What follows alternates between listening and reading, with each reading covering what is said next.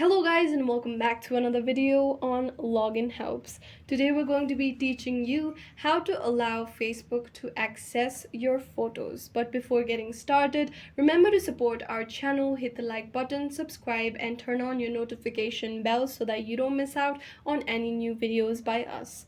Without further ado, let's get started. So if you want Facebook to have access to your photos, what you're going to do is simply long press on the application. You'll be able to see the app info button, tap on it. You can also open this through your phone settings. Go ahead to apps and search for Facebook and tap on Facebook. You'll be led to this very page, and under this page you'll be able to see app permissions. Tap on it. Now, as you can see, my photos and videos option has been allowed. However, if you do not have your photos and videos option allowed and it appears under the not allowed list, go ahead and tap on it and select the first option, which is allow only while using the application. If you do that, and tap on the arrow button that appears on the top left corner, the changes will be saved, and as you can see, it has been added under my allowed list. If you tap on photos and videos, as you can see, my allow option has been selected,